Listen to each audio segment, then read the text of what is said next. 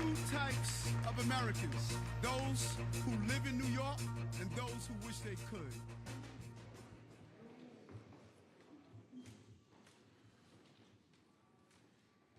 Good morning, everyone.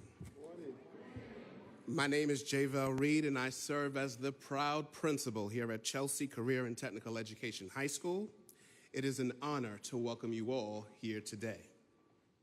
As a future-ready NYC and career-ready Modern Youth Apprenticeship School, our students benefit from personalized career and college advising, have access to early college credits and apprenticeship credentials, career credentials, work-based learning, and experiences with our industry partners and financial literacy designed to ensure our students know how to manage their money today, tomorrow, and for the future. Our team is committed to ensuring that all of our students graduate ready to excel in college, careers, and beyond.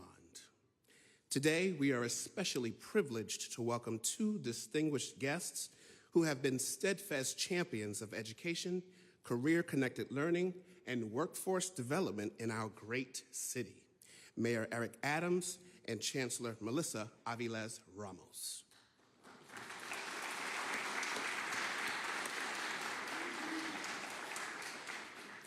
Your leadership and commitment to strengthening education, career pathways, and equity in learning inspires us all. Mayor Adams, your vision for a stronger, safer, and more prosperous New York City aligns with what we do here every day, empowering our young people to build bright futures. I present to you the Honorable Mayor Eric Adams. Thank you so much. Before we get started, may I ask the students a question? I need another walk-on music. Can you offer me some suggestions? What's a good walk-on tune I could get? Come on, who's got it? What about you? What music do you like? Huh? You, which one you like? None? Who, did somebody have a suggestion? You got earphones on, you have one? Walk-on music, walk-on music. Huh? Can't hear that. You guys are so opinionated at this age, there's no way you don't have an opinion. At this age, you have an opinion on everything. Because when I sat in the classroom at this age, I had an opinion on everything. So did the teachers tell y'all to be quiet today? Did the principal tell you that? You know, you got to always be willing to share your thoughts and how you feel. And that's what this initiative is all about, this career readiness. Because when you leave school, when I left school, I didn't know what I was going to do. I bounced around. There was a level of uncertainty. I didn't have the skills that was needed. I was dyslexic, did not even realize that until I got into college. And it was just a level of uncertainty as I moved forward. And people used to laugh at how I read. They used to state, well, you'll never be anything. But you know what? They were all wrong, because you know what I am right now? I'm the mayor of the largest and most important city on the globe. And so the careers that you're going to learn is not only to have a job, but you may start your own companies. You may start your own industry. You're going to use your skills and the diversity here to do the things that you want to do. And some of the friends you have here, you're going to know the rest of your life. I know my third grade classmates. We still interact now, and they help me throughout my development and who I am. So I want to thank Principal Reed and our chancellor and the entire team that's here, because this is a crucial initiative that we're putting in place. And the paid work experience is an important part of that education. It gives the students the real world experience, because when you get out on the job market, how people expect you to perform and operate is totally different from the setting that you do inside a classroom. And that is the experience we want to give you. But we want to do it and put money back in your pockets, because it means a lot. That's why we did the 100,000 summer youth employment, because we knew that when you're able to make those extra dollars, it allows you to do the things within your family that you may not be able to do. We have been successful in this initiative in putting $18 million in paid apprenticeship and work-based learning experience since the start of this administration 3 years ago. This is the largest amount in career-aligned work for New York City public schools ever, the largest amount ever. Internships and mentorships should not just be for students who have the opportunities. I didn't have the opportunity to be an intern. Internship is so crucial in your overall development and how you become a person that's ready to enter society and become employed in our society. And our city is here to support programs like career and technical education and Future Ready NYC, one of the ones that I'm really pleased with. With our support, New York City students have gained real-world experience working with a wide range of industries, partners in over 290 different career fields, including culinary arts, automotive technology. I used to be a mechanic during my days. I used to work on Porsches and VWs and Volkswagen, and that skill became very important to help me pay my way through college. We also look at fields in healthcare, education, green jobs, and more. These paid opportunities are preparing you for competitive job markets in the future, allowing you to earn industry certification and high-demand skills, as well as connect you to future careers and higher education opportunities. In addition to the impressive millions of dollars we put in the program, we also celebrate 120 years of providing career and technical education at our city's public schools. This is a proud tradition that we want to continue, and the Chancellor is zero focused on that. And as I said in our State of the City address last month, New York City is the greatest city in the world, and we're the greatest city because we have the greater future ahead of us, and that is the young people like yourselves that sit in this room. And our career and technical education program is an important part of this effort. And so I want to thank all of our city agencies involved, but this is where the American dream comes true, right here in atmospheres like this school. And so, again, Principal, thank you, Chancellor, and our entire teams and our teachers who make this happen every day. Thank you very much.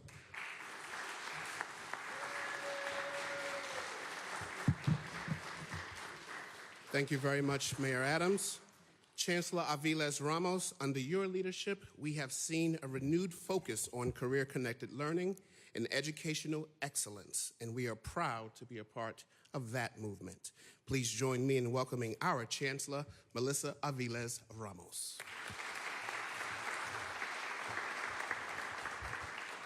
Good morning, everyone. Ooh, I'm a high school principal. That was a pretty decent good morning, but I'm going to ask my students to do a little better. Good morning, everyone. Good morning. Yes. And that good morning is so important because it is reflective of the excitement that you all should have, knowing that you have a plan. You are so far ahead of where I personally was when I was in high school. I had no idea what I wanted to do.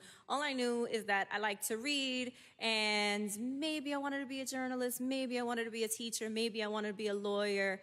And then I went to college, and I fell in love with medieval studies. And I remember my mother told me, "What do you think you're going to do with a degree in medieval studies?" I mean, I turned out okay. But let's be clear, it is very, very frightening when you are in high school and in college and you don't know what your future is going to look like, and you don't know where to turn to, and what is available to you. And most importantly, how are you going to make money, and how are you going to establish generational wealth, which is long overdue in our communities, right? You guys want to be able to get paid, right? Amen. So February is Career and Technical Education Month, and I'm thrilled to be celebrating 120 years of CTE here in New York City Public Schools. And as a former high school teacher, principal, and district leader, preparing all of you, all of our students, for these bold futures beyond graduation is especially important and personal for me. And my daughter is a student in New York City Public Schools, so I expect her to be as great as all of you when she gets to that age. She's 10, so she's got a little time. I know how critically important it is that our children leave high school with a set of real-world, hands-on experiences that are directly connected to high-demand career paths. And I'm so proud that our Office of Student Pathways is ensuring alignment to 21st century skills and industries such as healthcare, business, education, and technology. And here at Chelsea CTE High School, for instance, students are gaining real-world experience and learning in networking, computer systems, and telecommunications, and graphic design. So thanks to programs like this one, our students are poised to become the innovators, creators, leaders, and problem solvers of the next generation. And this is a testament to the breadth and depth of our CTE portfolio, which covers medical engineering, fashion design, culinary arts, architecture, and so much more. Our students in these programs are proving their readiness for the real world and today's economy. As just one example, New York City CTE School saw a 94% graduation rate. That's right, gotta clap it up for that.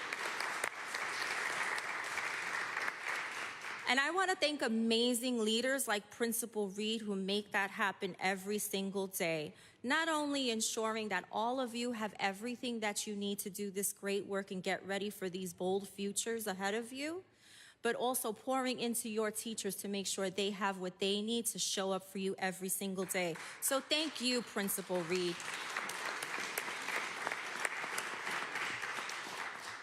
I also want to thank my team, led by Melanie Mack, our Pathways team, for all the incredible work that they do to make sure that this work is happening across the city. And I especially want to thank, yes? And I especially want to thank Mayor Adams for recognizing since day one of this administration the importance of career-connected learning for our students here in New York City. Thank you for having me today, and best of luck to all of you.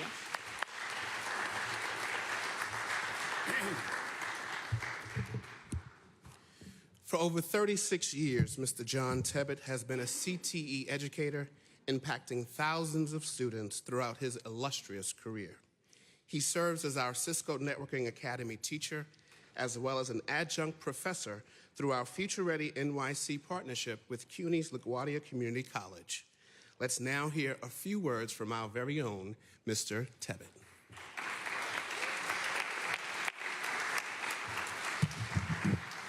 Thank you, Principal Reed. Good morning. Good morning. That's good. That's good. Okay. All right.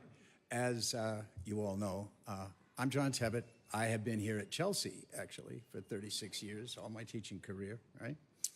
And I opened the Networking Academy from Cisco in 2000 and got my first class through it in 2001.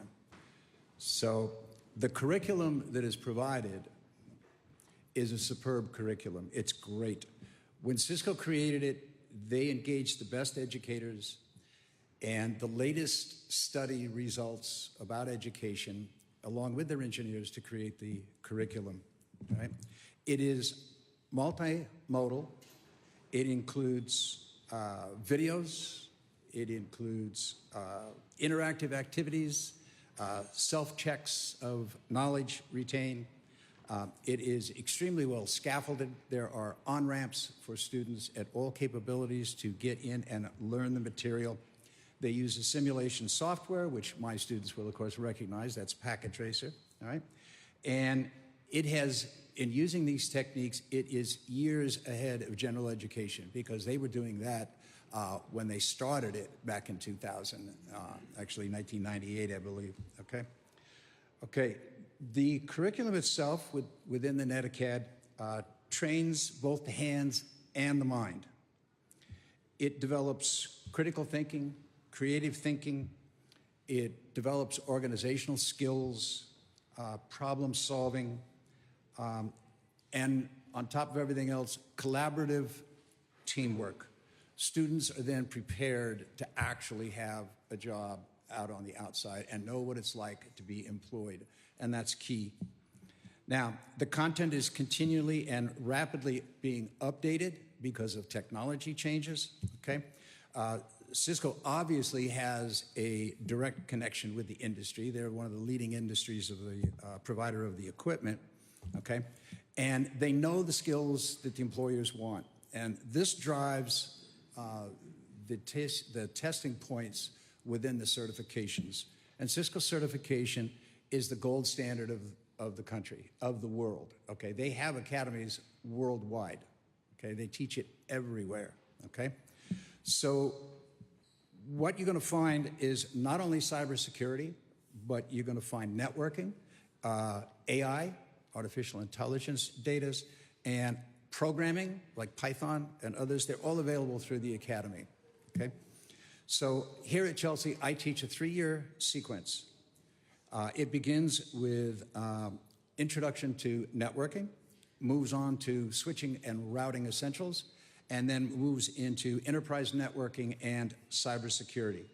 And these lead to certifications such as the Cisco Certified Service Technician for Networking, that's the CCST, then the CCST for cybersecurity, and the certificates of the latest bunch are on the bulletin board outside my room up there. You've probably seen them, but that's what they are.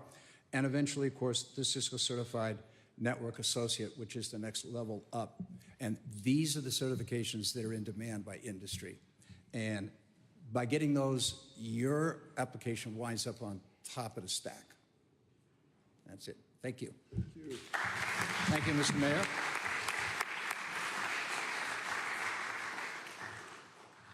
Thank you, Mr. Tebbett. Students are the reason why we cultivate joy and excellence in our classrooms, offices, hallways, and common areas. Addison Wang is a graduating senior and is currently ranked 3rd in his class with an overall average of 97.38%.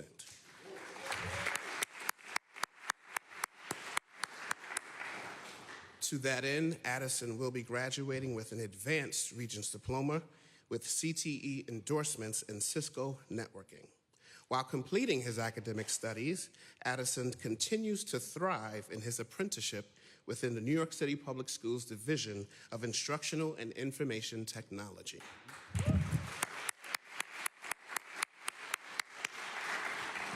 Let's continue that loud round of applause as we welcome our own Addison Wang.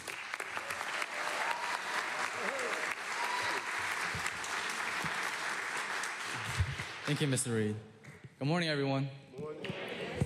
My name is Addison Wang, and I am one of 3 first-generation Chinese-American children raised by 2 very well-determined parents.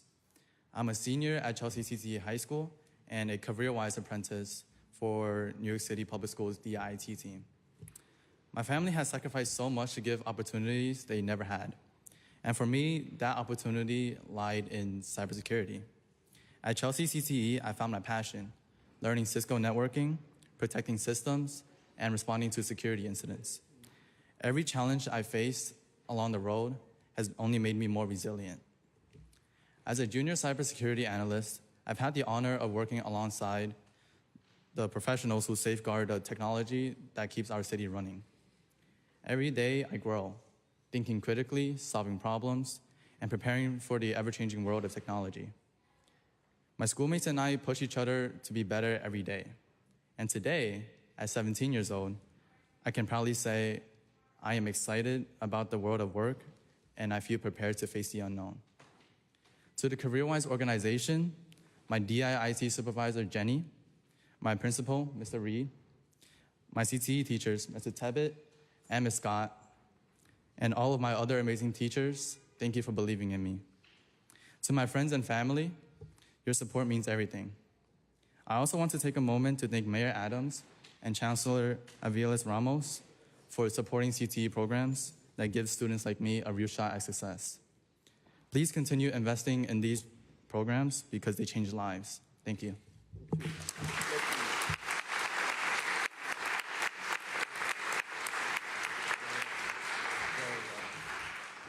As we come to the close of CTE Month, where the slogan is Celebrate Today, Own Tomorrow, while simultaneously closing out Black History Month, I must say this. To our Chelsea CTE students or Lions as we affectionately call you, our faculty, staff, school safety agents, food service personnel, custodial team, and our dedicated families, this is a moment to celebrate the incredible work that you do each and every day. The future of New York City is right here in our classrooms, offices, and other common areas. And together, we will continue to create opportunities for student success. I thank you all for joining us today. Thank you.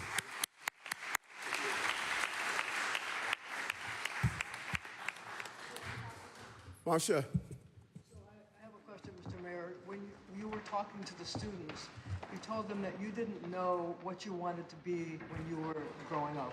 I wonder how you decided to enter this career that you have, and given the fact that you're in a tough race to get reelected, how you feel about the people who are entering the race, Andrew Cuomo, Adrian Adams, and whether that will, you regret your decision to get into this career? That's a great question. That's a good sneaky way to get a question in.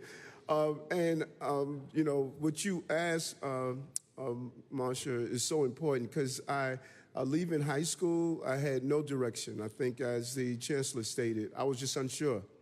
You know, going to school, I don't know who in this room has a learning disability, but if you do, you know how it feels. You know, like I said over and over again, I used to walk into school, in the back of the chair, they would have the dumb student. I used to get up every day and pray, God, please don't make me read, because people would mimic me throughout the whole day of how I stumbled over words and how just I couldn't read. And it was only because of the reinforcement of teachers, like the teachers that you heard here and the strong principal, that I discovered I was dyslexic, and I was able to turn around that. And I bounced around. I was a mechanic. I was a host of other jobs. I was a paper boy. I worked in a restaurant as a dishwasher. I did so many jobs and was unsure. And was only after becoming a member of the NYPD that I found my drive of how public safety is important. And along the way, there was just competition. Competition is part of it. There was so many haters. But as I look over my life, my haters are now my waiters as I sit at the table of success. You know, people can hate on you. They can call you names. They can do whatever they want. No one can take away the fact that I'm the mayor of the most important city on the globe. And so to all these young people who are going through something, and people can tell you who you aren't, but if you believe in yourself, you could accomplish whatever you want. And so I don't care about all these people who are in the race. You know, you got all these folks that are in the race. I can care less. You know, I got the crown. They're trying to get the crown that I have. And there's only going to be one mayor. When I ran in 2021, there were a whole lot of people in the race that had more credentials than I did, and they were probably thought that they were going to win. But at the end of the day, you only call one mayor, and that's Mayor Eric Adams. What lesson would you like to give these students about what you went through, all the tough things that you had to go through? Although you called them the haters. Right. But how did you overcome that? How did you overcome all those people who wanted to throw something in your way to prevent you from doing what you're doing? Yeah, these young people are fortunate enough to have their parents in their lives. You know, my mother died in 2021 when I was running for office. And I remember one day she gave me this sign to put on my bathroom mirror. And it was IMPOSSIBLE. It was impossible. And so when I sat there every morning, she said, baby, I want you to do something. I want you to say the first letter. And I said, I. And she said, say the next letter. And I said, M. And she said, now say the word. And it was possible. She said, what is impossible for others, I am possible. And I saw that every morning that I got up. And so people would say, it's impossible for you to graduate from high school. I saw, I am possible. It's impossible for you to do things. I said, I am possible. So embedded in my mind every day, you need to find that word that is going to inspire you no matter what it is, and you need to live by it daily. You need to become a part of you. So a part of me is I am possible. Things are impossible for others, but nothing is impossible for me because I am possible, and I live by that every day. Julia, how are you? She's from 1010's radio, you know? Are you planning to use AI in your campaign, and would you use that to research your opponents? I love that. And the teacher was talking about Cisco qualification. I'm blown away that these young people are going to be Cisco qualified. That qualification that's the gold standard. And when you get out, you can make real money from the career. And congratulations to you on cybersecurity, another good field. And we're going to look at artificial intelligence because the game has changed. These young people are going to grow up on artificial intelligence. And, you know, when I graduated, I was a computer programmer when I went into the police department. I did computer programming, and I wanted to be a computer programmer. But we're going to look at how do you enhance a campaign by using AI. And we're going to look for some of these young people that want to be an intern in City Hall and want to be an intern on other things that we are doing because they have the knowledge and the skill. They're not afraid of artificial intelligence. They're not afraid of using various forms of social media. But yes, we're going to see how we can use artificial intelligence to enhance our communication to the public. What's up? How you doing? Good, good. I'm wondering if anyone at the DOE can talk about how you decide which career paths are viable enough to spend all the time and effort that you get certified in. I'm thinking about for programming, I think there's been more of a sense that some of those entry-level jobs are now getting replaced by AI. So how do you think about what career paths are actually going to be there? Yeah, really great question. Thank you so much. And I'm going to bring up our Chief of Pathways, Melanie Mack, because we really pay very close attention to this in the office. And who better to speak about it than our own expert, Melanie? Thank you for the question. This is probably my job, number one, and our team's job, number one, is that any decision we make related to the Future Ready, Career Readiness, and Modern Youth Apprenticeship programs that Principal Reed spoke about, that Addison spoke about and is a participant in, is that we are meeting industry standards and expectations. We have really well-developed employer relationships, employer councils that are organized by all of the sectors and look at real labor market information. What are the jobs that are growing across New York City in the years to come that we want everybody here at Chelsea Tech to be in line for, and students across the city. And so these are very intentional, data-driven decisions done in partnership with employers to look at the cybersecurity opportunities right here at home in New York, as well as the openings within healthcare, health and human services, and in our own school system. Hopefully we'll have a shot at hiring Addison one of these days, given he's apprenticing within our IT division. How many of you know what you want to do when you leave? You know what you want to do when you leave? What do you want to do? I'm sorry. A lawyer? An artist? And music and what? And painting? And what? Got it. My son he goes under the name of J. Lo. He's a videographer and a music producer. Who else? Who else knows what they want to do when they graduate? I can't see. I'm sorry. Yes. What would you like to do? I want to do a pilot. Wow.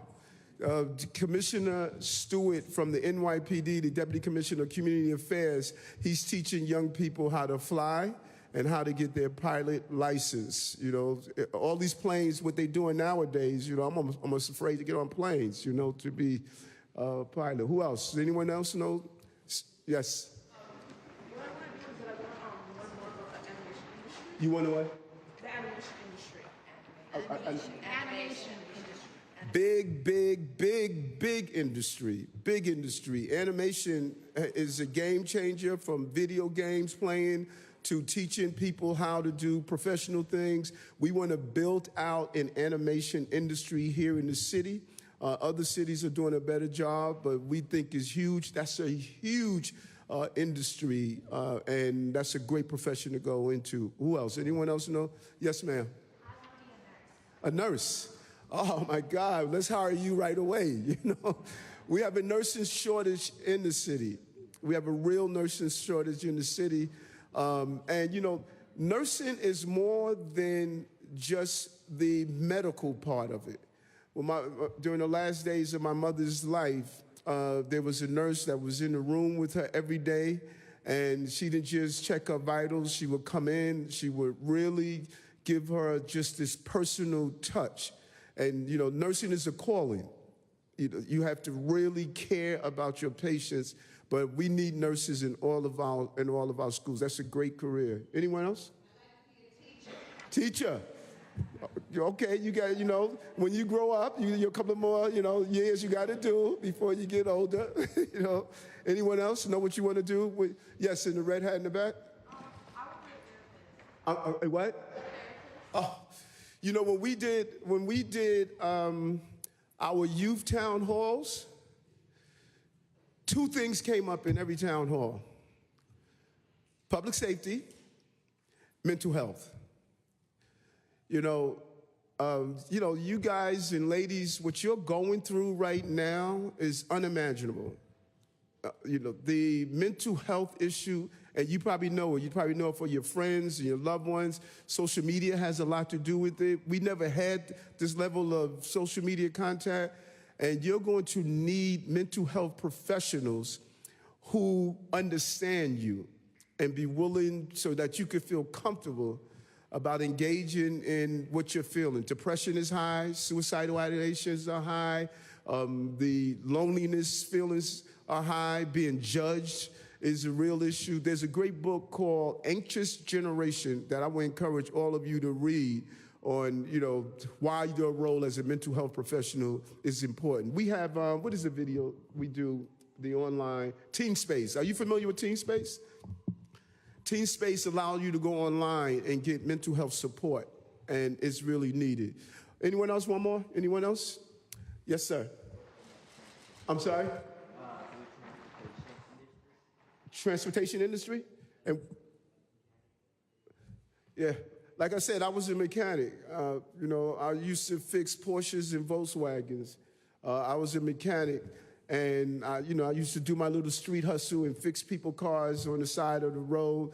You're never unemployed when you have skills. That's why these skills here are so important. These skills here, you can go across the globe and you can do it. Across the globe. I always say you don't want to be a MetroCard leader. You want to be a passport leader. If you can do cybersecurity in Manhattan, you could do it in Manchester. If you could be a nurse in the Bronx, you could do it in Belgium. Don't be limited. Embrace the anti-Christopher Columbus theory, believing if you leave your corner of your block, you're going to fall off the globe. You got to explore the whole globe. When you graduate from high school, the first thing you should go get a passport and say, I'm going to become global. Everyone wants to mimic young people from America. You are like the prized possession of what it is to be a young person. And you must have a global mindset and not just a local mindset. Don't be afraid to leave the comfort of your community and your area. You're the leaders. You're not the leaders of tomorrow, you're leaders of today. Thank you.